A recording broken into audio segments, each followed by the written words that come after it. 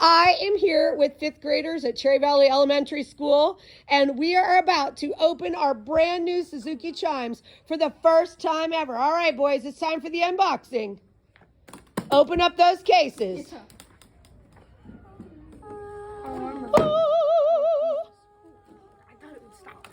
Wow. Now, there's some plastic packaging we have to take off over there.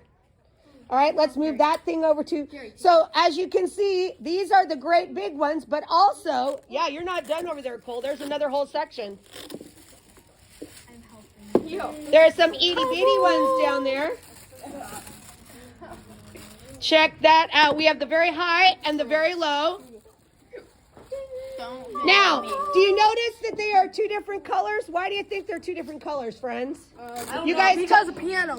Yes, because the piano has the white keys and the black keys. So we have the black chimes are the sharps and the flats. All right, so what you're going to do is very carefully peel back the Velcro to open that up so that people can get in there.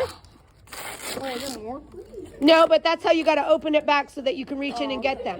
All right, so everybody needs to pick one chime.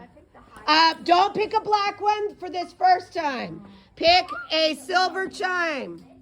All right, hold it very carefully. Don't touch the mallet portion. Go grab one. Bring it over here. I can tell already you're liking the sound of these the first time you've ever heard them. Zoe, go get a silver one. Aren't these incredible sounding? This is amazing. And they go on forever.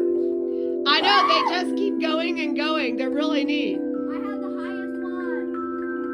Go away. Yeah.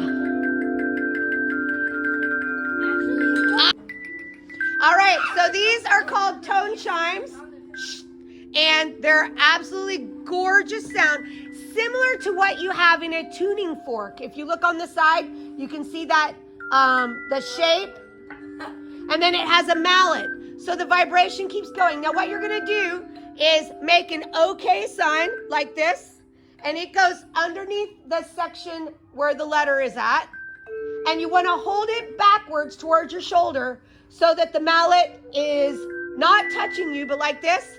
And then see how I've got my 3 fingers upwards? When I go down and make a circle, that's how you get the best sound. If you have a really big one, you may have to do that with 2 hands. All right, now, how are we gonna, without touching the mallet part, how can we stop the vibrations? What do you think? Yeah, you could take the other hand to it, but what if you had one in both hands? What would you do? This way. This. Nope, that doesn't stop it. Still going. What do you think? You put your hand in. Yeah, touch it to something. So in real chiming, what we do is we take it, we ring it away from our body like I was showing you, and then you turn it sideways and touch your chest. See how that stops? Give that a try. Ring it in the circle away from yourself with the OK. Isn't that awesome? All right, well, I'm going to get some music up, and you're going to get to do your very first chiming song. This one sounds so good. Starts on E. Doing a little Beethoven.